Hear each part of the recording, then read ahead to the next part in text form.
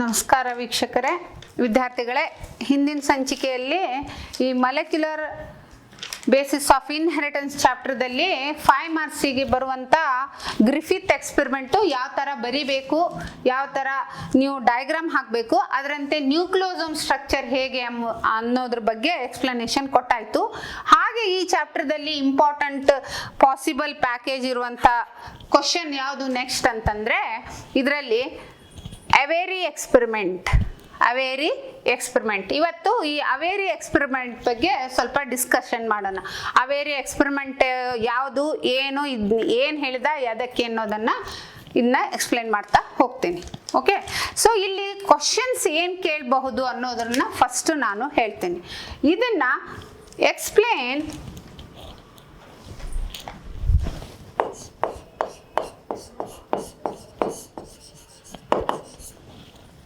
ಇಲ್ಲಾಂದ್ರೆ ಫಸ್ಟ್ ಇದನ್ನ ಎಕ್ಸ್ಪ್ಲೇನ್ ಮಾಡ್ತೀನಿ, ಆ ನಂತರ ಕ್ವಶನ್ಸ್ ಯಾವ ಥರ ಕೊಡ್ತಾರ ಅನ್ನೋದು ಹೇಳ್ತೀನಿ.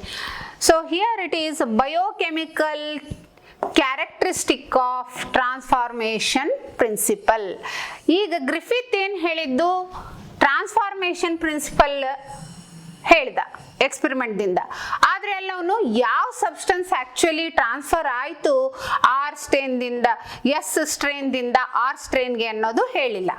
ಓಕೆ, ಜಸ್ಟ್ ಯಾವುದೋ ಸಬ್ಸ್ಟೆನ್ಸ್ ಟ್ರಾನ್ಸ್ಫರ್ ಆಯಿತು, ಹಾಗಾಗಿ ಇದು ಎಸ್ ಆಗಿ ಆಕ್ಟ್ ಆಯಿತು ಅಂತ.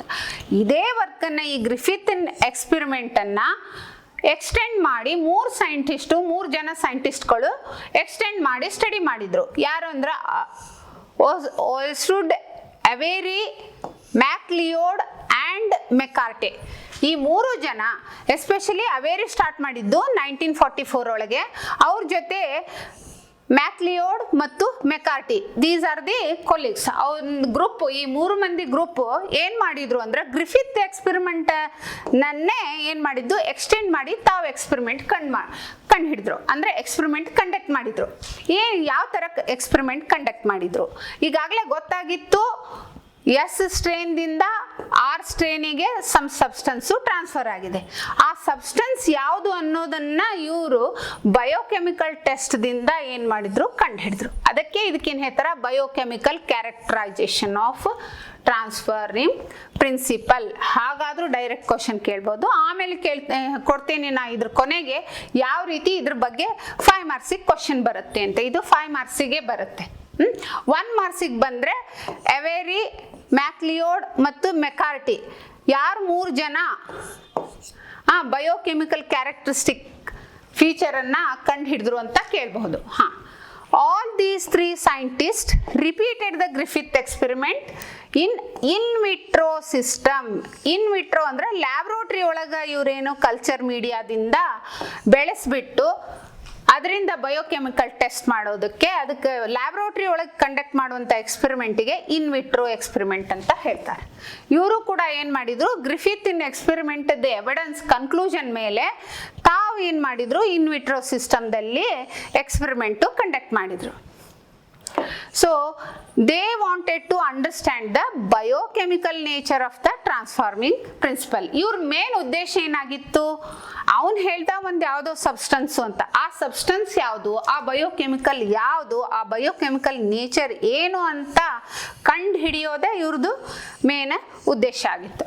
ಆದ್ರಿಂದ ಈ 3 scientist, all 3 scientists to conduct the experiment in vitro system to understand the biochemical nature of that transforming substance.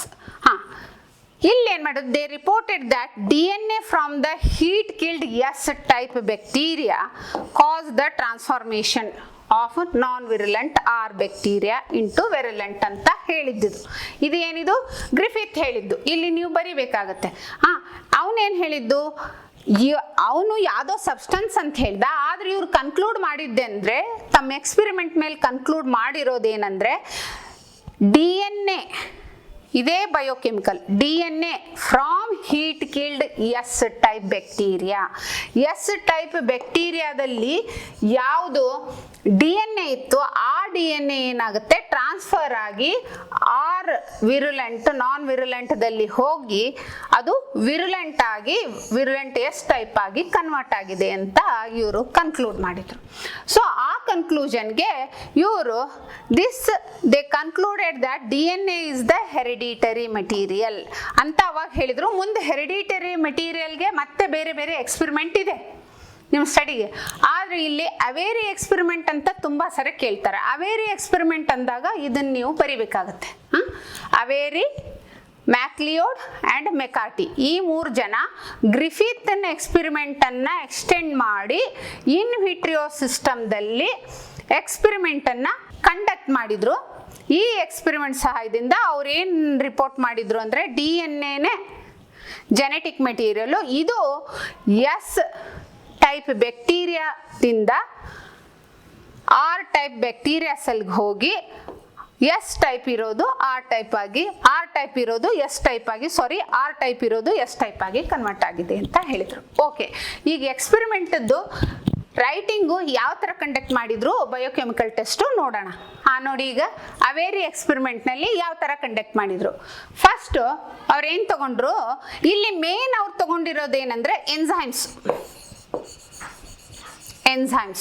ಬೇರೆ ಬೇರೆ ಥರದ ಎನ್ಸೈಮ್ಸ್ ತಗೊಂಡ್ರು. ಯಾವುದು DNA ಎನ್ಸೈಮ್ ತಗೊಂಡ್ರು, RNA ಎನ್ಸೈಮ್ ತಗೊಂಡ್ರು, ಲೈಪೇಸ್ ಎನ್ಸೈಮ್ ತಗೊಂಡ್ರು, ಪ್ರೋಟಿಯೇಸ್ ಎನ್ಸೈಮ್ ತಗೊಂಡ್ರು and other enzymes which are taken. ಬೇರೆ ಬೇರೆ ಎಲ್ಲ ತಗೊಂಡ್ರು. ಈ ಎನ್ಸೈಮ್ ತಗೊಳ್ಳೋ ಉದ್ದೇಶ ಏನು? ಈ ಎನ್ಸೈಮ್ಗಳು ಯಾವಾಗಲೂ ಏನು ಮಾಡುತ್ತೆ, ಸ್ಪ್ಲಿಟ್ ಮಾಡುತ್ತೆ. ಯಾವುದಾದ್ರೂ ಒಂದು ಸಬ್ಸ್ಟೆನ್ಸ್ ಮೇಲೆ ಆ್ಯಕ್ಟ್ ಮಾಡಿದಾಗ ಅದೇನಾಗುತ್ತೆ, ಬ್ರೇಕ್ ಡೌನ್ ಆಗುತ್ತೆ. These help in the break down of something. So ಇಲ್ಲಿ ಎನ್ಸೈಮ್ ನಿಮ್ಗೆ ಗೊತ್ತು, ಯಾವಾಗಲೂ ಯಾವ ಟೈಪದ ರಾ ಮೆಟೀರಿಯಲ್ ಮೇಲೆ ಮಾಲಿಕ್ಯೂಲ್ ಮೇಲೆ ಆ್ಯಕ್ಟ್ ಮಾಡುತ್ತೋ ಅದನ್ನು ನೇಮ್ ಕೊಡ್ತೇವೆ. ಇಲ್ಲಿ ನೋಡಿ, ಫಸ್ಟ್ ನೀವು ಅಂಡರ್ಸ್ಟ್ಯಾಂಡ್ ಮಾಡ್ಕೋಬೇಕಾಗಿರೋದು ಯಾವ್ಯಾವ ಎನ್ಸೈಮ್ಸ್ ಯೂಸ್ ಮಾಡಿದ್ರು. ಫಸ್ಟು ಪ್ರೋಟಿಯೇಸ್ ಎನ್ಸೈಮ್ ತಗೊಳ್ಳೋಣ. Protease enzymes proteins. ಇವು ಯಾವಾಗಲೂ ಪ್ರೋಟೀನ್, ಯಾವುದೇ ಥರದ ಪ್ರೋಟೀನ್ ಇರಲಿ ಅದ್ರ ಮೇಲೆ ಆ್ಯಕ್ಟ್ ಮಾಡಿದ್ವು ಅಂದ್ರೆ ಅವನ್ನೆಲ್ಲ ಅಮೈನೋ ಆ್ಯಸಿಡ್ ಆಗಿ ಕನ್ವರ್ಟ್ ಮಾಡುತ್ತೆ. ಅಮೈನೋ ಆ್ಯಸಿಡ್ಸ್ ಆಗಿ ಕನ್ವರ್ಟ್ ಮಾಡುತ್ತೆ ಪ್ರೋಟಿಯೇಸ್ ಎನ್ಸೈಮ್. ಪ್ರೋಟೀನ್ ಮೇಲೆ ಆ್ಯಕ್ಟ್ ಮಾಡುತ್ತೆ, ಹೌದಾ? ಸೊ ಇಲ್ಲಿ ನೀವು ಲಾಸ್ಟ್ ಇಯರ್ ಕಲ್ತಿದ್ದೀರಾ ಎನ್ಸೈಮ್ ಕ್ಲಾಸಿಫಿಕೇಶನ್ನು, ಅದರಲ್ಲಿ ನೇಮಿಂಗು ಕಲ್ತಿದ್ದೀರಾ. ಪ್ರೋಟಿಯೇಸಸ್ ಅಂತಂದರೆ ಎನ್ಸೈಮ್ ಪ್ರಿಫೆಕ್ಸ್, ಅದು ಇಲ್ಲಿ ಸಫೆಕ್ಸ್. ಪ್ರೋಟಿಯೇಸಿಸ್ ಅಂದರೆ ಪ್ರೋಟೀನ್ ಮೇಲೆ ಆ್ಯಕ್ಟ್ ಮಾಡುವಂಥ ಎನ್ಸೈಮ್ಸ್. ಹಾಗೆ ಲೈಪೇಜ್ ಅಂದರೆ ಲಿಪಿಡ್ ಮೇಲಾಗವು. ಲೈಪೇಜ್ ಎನ್ಸೈಮ್ಸ್ ಅಂದರೆ ಇವು ಯಾವಾಗಲೂ ಲಿಪಿಡ್ ಮೇಲೆ ಆ್ಯಕ್ಟ್ ಮಾಡುತ್ತೆ. ಈ ಲಿಪಿಡ್ ಮೇಲೆ ಅವು ಆ್ಯಕ್ಟ್ ಮಾಡಿದಾಗ ಫ್ಯಾಟಿ ಆ್ಯಸಿಡ್ ಮತ್ತು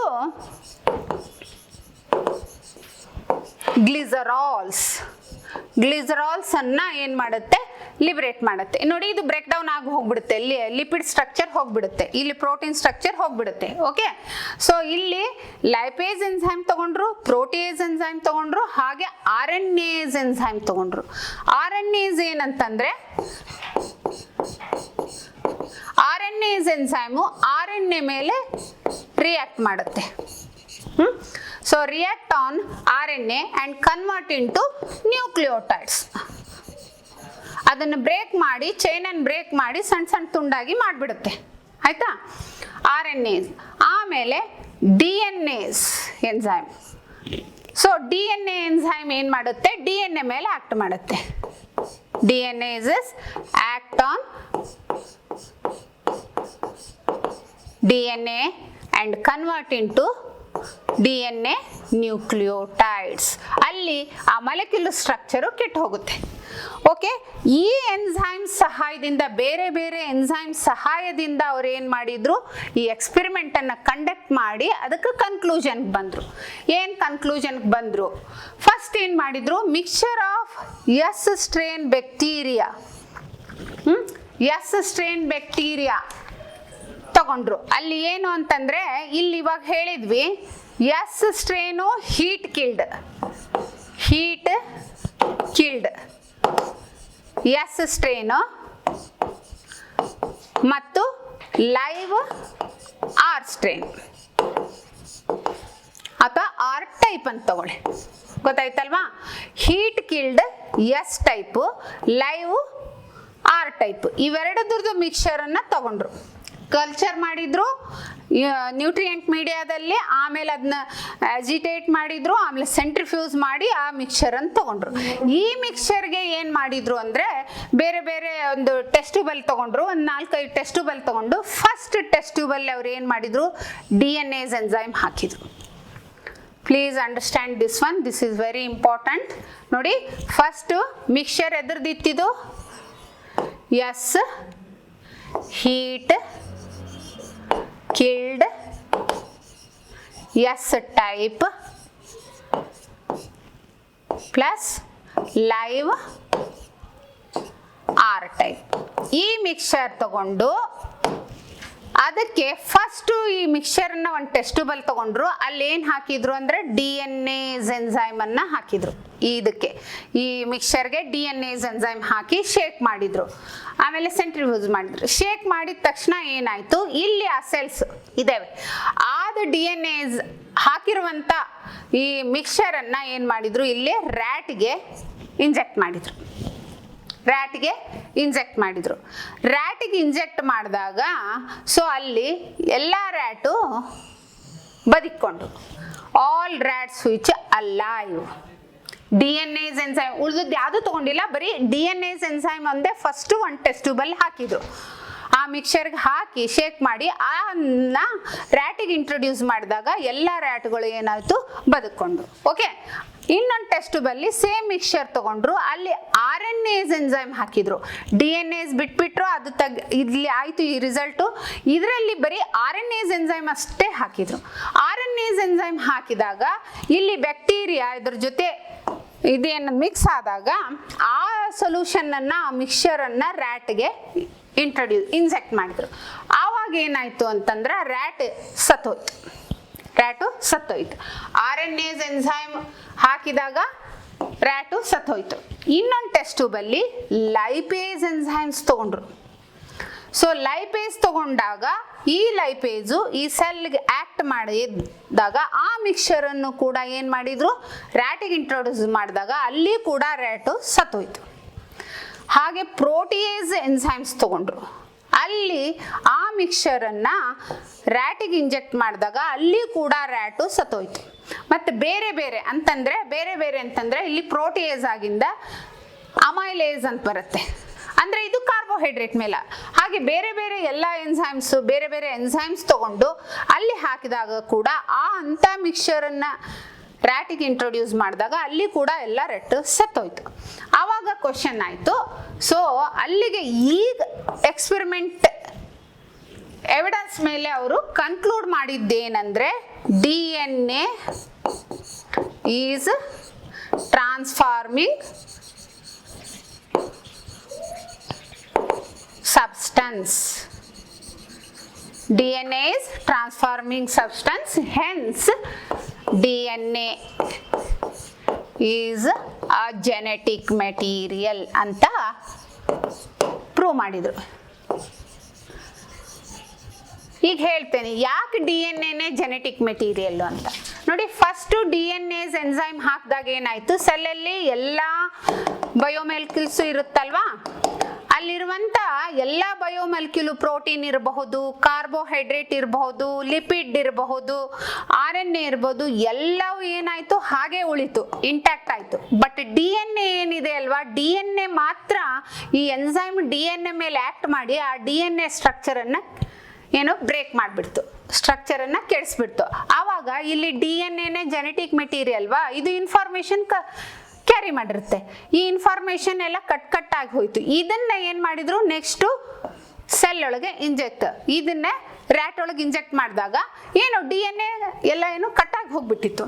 ಕಟ್ಟಾಗಿ ಹೋದಾಗ ಇಲ್ಲಿ DNA ಇಲ್ಲ ಅಂದಾಗ ಆ ರೋಗ ಬರಕ್ ಸಾಧ್ಯನೇ ಆಗ್ಲಿಲ್ಲ, ಹಾಗಾಗಿ ಎಲ್ಲ ರ್ಯಾಟು ಬದುಕೊಂಡು. ಸೊ ಅದೇ ನೀವು RNase ಹಾಕಿದಾಗ ಅಲ್ಲೇನಿತ್ತು, ಸೆಲ್ಲಲ್ಲಿರುವಂತ ನೋಡಿ, RNase ಹಾಕಿದಾಗ ಆ ಸೆಲ್ಲಲ್ಲಿ ಪ್ರೋಟೀನ್ ಇದೆ, ಕಾರ್ಬೋಹೈಡ್ರೇಟ್ ಇದೆ, DNA ಇದೆ, RNA ಇದೆ, ಎಲ್ಲ ಇದೆ. ಆದ್ರೆ ಈ RNase ಎನ್ಸೈಮ್ ಹಾಕಿದಾಗ ಅಲ್ಲಿರುವಂತ RNA ಅಷ್ಟೇ ಅದೇನ್ ಮಾಡ್ತು, ಬ್ರೇಕ್ ಡೌನ್ ಮಾಡ್ತು. ಈ ಮುಂದೆ ಪ್ರೋಟೀನ್ ಇದೆ, ಕಾರ್ಬೋಹೈಡ್ರೇಟ್, ಲಿಪಿಡ್ ಇದೆ, DNA ಇಂಟ್ಯಾಕ್ಟ್ ಆಗೇ ಉಳಿತು. ಆ DNA ಇಲ್ಲೇನಾಯ್ತು, ಸೆಲ್ ಟ್ರಾನ್ಸ್ಫರ್ ಆಯ್ತು. ಅದು ಇಂಜೆಕ್ಟ್ ಮಾಡಿದಾಗ ರ್ಯಾಟ್ ಅಲ್ಲಿ ಹೋಗಿ ಅದು ನಿಮೋನಿಯಾ ಕಾಸ್ ಮಾಡ್ತು. ಆದ್ದರಿಂದ ಇಲ್ಲಿ ರ್ಯಾಟ್ ಎಲ್ಲ ಸತ್ತೋಯ್ತು. ಲೈಪೇಸ್ ಎನ್ಸೈಮ್ ಹಾಕಿದಾಗೂ ಕೂಡ DNA ಹಾಗೆ ಇತ್ತು, ಲಿಪಿಡ್ ಮಾಲಿಕ್ಯೂಲ್ ಎಲ್ಲ ಇದ್ದಿರೋದು ಬ್ರೇಕ್ ಡೌನ್ ಆಗಿ ಹೋಯ್ತು, ಪ್ರೋಟೀನ್ ಹಂಗೆ ಇತ್ತು, ಕಾರ್ಬೋಹೈಡ್ರೇಟ್ ಎಲ್ಲ ಹಂಗೆ ಇತ್ತು. ಸೊ ಅಂತಾದ ಇಲ್ಲೇನಾಯ್ತು, DNA ಇರೋದು ಸೆಲ್ಲಲ್ಲಿ ಟ್ರಾನ್ಸ್ಫರ್ ಆಯಿತು. ಅಲ್ಲಿ R ಟೈಪ್ ಇರೋದೇನಾಯ್ತು, S ಟೈಪ್. ಪ್ರತಿಯೊಂದರಲ್ಲಿ ಇಲ್ಲಿ ಕೂಡ R ಟೈಪ್ ಇರೋದು S ಟೈಪ್ ಆಯಿತು, ಯಾಕಂದ್ರೆ DNA ಟ್ರಾನ್ಸ್ಫರ್ ಆಯಿತು. ಸೊ ಇಲ್ಲಿ ಕೂಡ ಹಾಗೆ ಆಯಿತು. ಹಾಗಾಗಿ ಇಲ್ಲಿ ಕೂಡ ಏನಾಯಿತು, ಆ ಮಿಕ್ಸ್ಚರನ್ನು ರ್ಯಾಟ್ಗೆ ಇಂಟ್ರೊಡ್ಯೂಸ್ ಮಾಡಿದಾಗ ರ್ಯಾಟು ಸತ್ತೋಯ್ತು. ಹಾಗೆ ಪ್ರೋಟೀಸ್ ಹಾಕಿದಾಗ ಈಗ ನ್ಯೂಕ್ಲಿಯಸ್ದಲ್ಲಿ ಅಥವಾ ಸೆಲ್ಲಲ್ಲಿ, ನ್ಯೂಕ್ಲಿಯಸ್ ಇರಲ್ಲ ಇಲ್ಲಿ ಬ್ಯಾಕ್ಟೀರಿಯಲ್ ಸೆಲ್ದಲ್ಲಿ, ಯಾಕಂದ್ರೆ ಇದು ಪ್ರೋಕ್ಯಾರಿಯೋಟು. ಸೊ ಇದು ಇಲ್ಲಿರುವಂತ ಪ್ರೋಟೀನನ್ನೆಲ್ಲ ಬ್ರೇಕ್ ಡೌನ್ ಮಾಡ್ತು, ಡೈಜೆಸ್ಟ್ ಮಾಡಿಬಿಡ್ತು. ಆದ್ರೆ DNA ಹಾಗೆ ಇತ್ತು, RNA ಇತ್ತು, DNA ಇತ್ತು, ಎಲ್ಲ ಹಾಗೆ ಇತ್ತು, ಪ್ರೋಟೀನ್ ಹೋಯ್ತು. ಆವಾಗ ಕೂಡ ಅದನ್ನ ಇಂಟ್ರೊಡ್ಯೂಸ್ ಮಾಡಿದಾಗ ಇಲ್ಲೇನಾಯ್ತು, ರ್ಯಾಟು ಸತ್ತೋಯ್ತು. ಬೇರೆ ಬೇರೆ ಎನ್ಸೈಮ್ ಹಾಕಿದ್ರು ಕೂಡ ಅಲ್ಲಿ ಕೂಡ ಅಂತದನ್ನ ಇಂಟ್ರೊಡ್ಯೂಸ್ ಮಾಡಿದಾಗ ರ್ಯಾಟ್ ಸತ್ತೋಯ್ತು. ಇದ್ರ ಮೇಲೆ ಅವ್ರು ಕಂಡು ಹಿಡಿದಿದ್ದೇನೆಂದ್ರೆ, ಇಲ್ಲಿ RNA ಬ್ರೇಕ್ ಡೌನ್ ಆದ್ರೂ ಕೂಡ ರೋಗ ಕಾಣಿಸ್ಕೊಂತು, ಇಲ್ಲಿ ಲಿಪಿಡ್ ಬ್ರೇಕ್ ಡೌನ್ ಆದ್ರೂ ಕೂಡ ಕಾಣಿಸ್ಕೊಂತು ರೋಗ, ಇಲ್ಲಿ ಪ್ರೋಟೀನ್ ಬ್ರೇಕ್ ಡೌನ್ ಆದ್ರೂ ಕೂಡ ರೋಗ ಕಾಣಿಸ್ಕೊಂತು. ಬೇರೆ ಬೇರೆ ಯಾವ ಎನ್ಸೈಮ್, ಈಗ ಕಾರ್ಬೋಹೈಡ್ರೇಟು, ಮಿನರಲ್ ಎಲ್ಲ ಎನ್ಸೈಮ್ ಹಾಕಿದಾಗೂ ಅವೆಲ್ಲ ಬ್ರೇಕ್ ಡೌನ್ ಆದ್ರೂ ಕೂಡ ಇಲ್ಲಿ ರೋಗ ಕಾಣಿಸ್ಕೊಂತು. ಅಲ್ಲಿಗೆ ಇವು ಯಾವ ಟ್ರಾನ್ಸ್ಫರ್ ಆಗೋ ಸಬ್ಸ್ಟೆನ್ಸ್ ಅಲ್ಲ. ಈಗ ಒಂದ್ ವೇಳೆ ಇವು ಟ್ರಾನ್ಸ್ಫರ್ ಆಗಿದ್ರೆ ಇಲ್ಲಿ ಡೈಜೆಸ್ಟ್ ಆಗ್ಬಿಟ್ಟಿರ್ತಿತ್ತು, ಇಲ್ಲಿ ರೋಗ ಬರ್ತಿರ್ಲಿಲ್ಲ. ಆದ್ರೆ DNA ಹಾಕಿದಾಗ ಮಾತ್ರ ಏನಾಯ್ತು, DNA ಒಂದೇ ಉಳಿದಿರೋದಿದೆಲ್ಲ ಹಾಗೆ ಇತ್ತು, DNA ಮಾತ್ರ ಬ್ರೇಕ್ ಡೌನ್ ಆಯ್ತು. ಆವಾಗ ಅಂಥದನ್ನ ನೀವು ರ್ಯಾಟಿಗೆ ಇಂಟ್ರೊಡ್ಯೂಸ್ ಮಾಡಿದಾಗ, ಇಂಜೆಕ್ಟ್ ಮಾಡಿದಾಗ ರ್ಯಾಟು ಬದುಕೊಂತು. ಯಾಕಂದ್ರೆ DNA ಇನ್ಫಾರ್ಮೇಶನ್ ಕಲೆಕ್ಟ್ ಮಾಡಿತ್ತು, ಕ್ಯಾರಿ ಮಾಡಿರೋದು, ಅದು ಅಲ್ಲಿ ಟ್ರಾನ್ಸ್ಫರ್ ಆಗಕ್ಕೆ ಚಾನ್ಸೇ ಆಗಲಿಲ್ಲ, ಅದು ಬ್ರೇಕ್ ಡೌನ್ ಆಯಿತು. ಆದ್ದರಿಂದ ಇಲ್ಲಿ ಆ ರೋಗ ಹರಡಲಿಲ್ಲ, ಹಾಗಾಗಿ ಇಲ್ಲಿ ಬದುಕಿತು. So on the basis of this they concluded that DNA is a genetic material. DNA genetic material ಅಂತ ಅವರು ಪ್ರೂವ್ ಮಾಡಿದ್ರು. ಗೊತ್ತಾಯ್ತಲ್ವಾ? ಈ ಎಕ್ಸ್ಪೆರಿಮೆಂಟ್ ಅವೇರಿ ಎಕ್ಸ್ಪೆರಿಮೆಂಟ್ ಅಂತ ಹೇಳ್ತಾರೆ. ಅವೇರಿ ಎಕ್ಸ್ಪೆರಿಮೆಂಟ್ ಅಂತ ಹೇಳಿದಾಗ ಇದು 5 ಮಾರ್ಕ್ಸಿಗೆ ಕೇಳೋದು. ಅವಾಗ ಏನು, you have to write all these steps. Diagram ಹಾಕೋದು ಬೇಕಾಗಿಲ್ಲ, ಜಸ್ಟ್ ನೀವು ಮಿಕ್ಸ್ಚರ್ ಆಫ್ S ಸ್ಟ್ರೇನ್, ಇದು ಇಲ್ಲಿ ಬರಿಬೇಕೇನಂದ್ರೆ mixture of S heat killed S type and live R type. ಹಾಗಾದ್ರೂ ತಗೊಳ್ಳಿ, ಬರೀ S ಸ್ಟ್ರೇನ್ ಆದ್ರೂ ತಗೊಳ್ಳಿ, ಅವಾಗ ಗೊತ್ತಾಗ್ತೈತೆ. ಬರೀ S ಸ್ಟ್ರೇನ್ ತಗೊಂಡ್ರು ಅಷ್ಟೇ, ಯಾಕಂದ್ರೆ ಇದು ರೋಗ ತರೋದಲ್ವಾ. ಇಲ್ಲಿದ್ದಾಗೂ ರೋಗ ಬಂತು, ಇಲ್ಲಿದ್ದಾಗೂ ಬಂತು, ಇಲ್ಲಿದ್ದಾಗೂ ಬಂತು, ಇಲ್ಲಿದ್ದಾಗ ಬಂತು. ಇಲ್ಲಿದ್ದಾಗ ಮಾತ್ರ ಬರಲಿಲ್ಲ, ಎಲ್ಲಿ DNA ಯೂಸ್ ಮಾಡಿದಾಗ ಬರಲಿಲ್ಲ, ಯಾಕಂದ್ರೆ DNA ಎಲ್ಲ ಡೈಜೆಸ್ಟ್ ಆಗಿ ಹೋಗಿತ್ತು. ಆದ್ದರಿಂದ ಇಲ್ಲೆಲ್ಲ ಕಡೆನೂ DNA ಇಂಟ್ಯಾಕ್ಟ್ ಇತ್ತು, ಇಲ್ಲಿ ಮಾತ್ರ DNA ಡೈಜೆಸ್ಟ್ ಆಯ್ತು, ಎಲ್ಲ ತುಂಡಾಗಿತ್ತು. ಹಾಗಾಗಿ ಇಲ್ಲಿ ರೋಗ ಬರಲಿಲ್ಲ, ಇಲ್ಲಿ DNA ಎಲ್ಲ ಕಡೆ ಇಂಟ್ಯಾಕ್ಟ್ ಇತ್ತು, ಅದು ಟ್ರಾನ್ಸ್ಫರ್ ಆಯಿತು, ಹಾಗಾಗಿ ರೋಗ ಬಂತು ಅಂತ ನೀವು ಇದನ್ನ ಕ್ಲಾರಿಫೈ ಮಾಡಬೇಕು. ಇದು ಏನು, ಅವೇರಿ ಎಕ್ಸ್ಪೆರಿಮೆಂಟ್. ಗೊತ್ತಾಯ್ತಲ್ವಾ? ಈ ಅವೇರಿ ಎಕ್ಸ್ಪೆರಿಮೆಂಟ್ ಅನ್ನ ಈ ತರ ನೀವು ರೈಟಿಂಗ್ ದಲ್ಲಿ ಬರಿಬೇಕು. ಅದ್ರ ಜೊತೆ ನೀವು 5 ಮಾರ್ಕ್ಸ್ ಕೇಳಿದಾಗ ಡಿಸ್ಕ್ರಿಪ್ಷನ್ ಬರಿಬೇಕು. This is the description of Avery experiment, or it is also called biochemical characterization experiment. Biochemical characterization experiment. Explain the Avery experiment ಅಂತ ಕೇಳ್ತಾರೆ. ಇದು ಕ್ವಶನ್ ಹೇಗೆ ಅಂತ ಹೇಳ್ತೇನೆ ನೋಡಿ. Describe the experiment that proved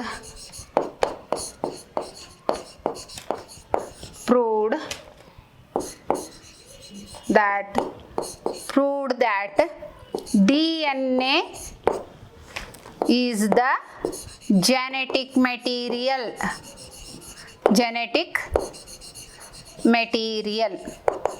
ಇದು twisted question. Describe the experiment proved that DNA is the genetic material. ಹೀಗೆ ಕೇಳ್ತಾರೆ 5 ಮಾರ್ಕ್ಸಿಗೆ. ಇದು 5 ಮಾರ್ಕ್ಸ್ ಕ್ವಶನ್ನು. ಸೊ ತುಂಬ ಸರಿ ಕೇಳಿದ್ದಾರೆ. ಗ್ರಿಫಿತ್ ಎಕ್ಸ್ಪೆರಿಮೆಂಟೇ ಕಡಿಮೆ ಕೇಳಿರೋದು, ಬಟ್ ಇನ್ನು ತುಂಬ ಸರಿ ಕೇಳಿದ್ದಾರೆ. ಈ ಸರಿ ಬರೋ ಚಾನ್ಸಸ್ ಇದೆ. ನಾನು ಪಾಸಿಬಲ್ ಕ್ವಶನ್ಸ್ ಅಷ್ಟೇ ಆನ್ಸರ್ ಕೊಡ್ತಾ ಇರೋದು. Describe the experiment proved that DNA is the genetic material. This is twisted question. Or it is also directly they ask, explain the Avery experiment proved that DNA is the genetic material. You know, explain or describe the Avery experiment that proved DNA as genetic material. DNA as a genetic material. ಹೀಗಾದ್ರೂ ಕೇಳ್ಬೋದು. Genetic material. ನಾವು you got the idea. ಈಗ biochemical characterization ಅಂದರೆ ಯಾವ ಥರ ಬರಿಬೇಕು, ಯಾವುದನ್ನು ಬರಿಬೇಕು, ಕನ್ಫ್ಯೂಷನ್ ಟ್ವಿಸ್ಟೆಡ್ ಇದ್ದಾಗ biochemical characterization experiment, explain or describe biochemical characterisation of characterization experiment ಅಂತ ಕೇಳ್ಬೋದು, ಅಥವಾ ಡೈರೆಕ್ಟ್ ಆಗಿ ಎವೆರಿ ಎಕ್ಸ್ಪೆರಿಮೆಂಟ್ ಅಂತ ಕೇಳಬೇಕು. ಆವಾಗ ನೀವು ಇದನ್ನೆಲ್ಲ ಎಕ್ಸ್ಪ್ಲೇನೇಷನ್ ಕೊಟ್ಬಿಟ್ಟು ನಂತರ ಕನ್ಕ್ಲೂಡ್ ಮಾಡ್ಬೇಕು. ಇಲ್ಲಿ ಕನ್ಕ್ಲೂಡ್ ಮಾಡಿದ್ದೇನು ಅಂದರೆ DNA is the hereditary material ಅಂತ ಕನ್ಕ್ಲೂಡ್ ಮಾಡಿರೋದು. ಗೊತ್ತಾಯ್ತಾ? This you have to explain. ಈಗ ಗೊತ್ತಾಯ್ತಲ್ವಾ? ಸೊ ನೀವು ಇಲ್ಲಿ ಮಾಡಬೇಕಾಗಿರೋದೇನು ಅಂತಂದರೆ, ಎಕ್ಸ್ಪ್ಲನೇಷನ್ನು ನಾನು ಹಿಂದಿಂದ ಸ್ಲೈಡಲ್ಲಿ ಕೊಟ್ಟಿದ್ದೀನಿ, ಅದನ್ನು ನೀವು ರೆಫರ್ ಮಾಡಿ ಅದನ್ನ ಜೊತೆ ನೀವೇನು ಮಾಡಬೇಕು ಅಂದ್ರೆ ಈ ಪ್ಯಾಟರ್ನನ್ನು ಬರಿತಾ ಹೋಗ್ಬೇಕು, ಮೆನ್ಷನ್ ಮಾಡಿ ಕೊನೆಗೆ ಕನ್ಕ್ಲೂಡ್ ಮಾಡಬೇಕು. DNA ಈಸ್ ಟ್ರಾನ್ಸ್ಫರಿಂಗ್ ಪ್ರಿನ್ಸಿಪಲ್ ಅಥವಾ DNA is a genetic material. Genetic material ಅಂತ ಹೇಳಬೇಕು. ಐ ಥಿಂಕ್ ನಿಮ್ಗೆ ಅಂಡರ್ಸ್ಟ್ಯಾಂಡ್ ಆಗಿದೆ ಅಂತ ಹೇಳಿದೆ. ಇದು ಇಂಪಾರ್ಟೆಂಟು, ಈ ಸರಿ ಬರೋ ಚಾನ್ಸಸ್ ಇದೆ 5 ಮಾರ್ಕ್ಸಿಗೆ. ಹಾಂ, ಸೊ ಬರೋ ಚಾನ್ಸಸ್ ಇದೆ. ಯೂಶ್ವಲಿ 5 ಮಾರ್ಕ್ಸಿಗೆ ಕೇಳ್ತಾರೆ ಎವೆರಿ ಎಕ್ಸ್ಪೆರಿಮೆಂಟ್ ಅಥವಾ ಬಯೋಕೆಮಿಕಲ್ ಕ್ಯಾರೆಕ್ಟರೈಸೇಷನ್ ಎಕ್ಸ್ಪೆರಿಮೆಂಟ್ ಅಂತ ಕೇಳ್ತಾರೆ. ಓಕೆ, ಇದು ಎಕ್ಸ್ಪೆರಿಮೆಂಟು 5 ಮಾರ್ಕ್ಸಿಗೆ ಹೇಗೆ ಬರುತ್ತೆ, ಬಂದರೆ ಹೇಗೆ ಬರಿಬೇಕು ಅನ್ನೋದ್ರ ಬಗ್ಗೆ ಎಕ್ಸ್ಪ್ಲನೇಷನ್ ಕೊಟ್ಟಿದ್ದೀನಿ. ಇದನ್ನು ಇನ್ನೊಮ್ಮೆ ನೀವು ಸ್ಲೈಡ್ ನೋಡಿಬಿಟ್ಟು ಪರ್ಫೆಕ್ಟ್ ಮಾಡ್ಕೊಳ್ಳಿ. ನೆಕ್ಸ್ಟ್ ಸಂಚಿಕೆಯಲ್ಲಿ, ಮುಂದಿನ ಸಂಚಿಕೆಯಲ್ಲಿ ನಾನು ಮುಂದಿನ 5 ಮಾರ್ಕ್ಸಿಗೆ ಈ ಟಾಪಿಕ್ನಲ್ಲಿ, ಈ ಚಾಪ್ಟರ್ನಲ್ಲಿ 5 ಮಾರ್ಕ್ಸಿಗೆ ಪಾಸಿಬಲ್ ಕ್ವಶನ್ಸ್ ಬಗ್ಗೆ ಡಿಸ್ಕಷನ್ ಮಾಡ್ತೇನೆ. Okay, thank you.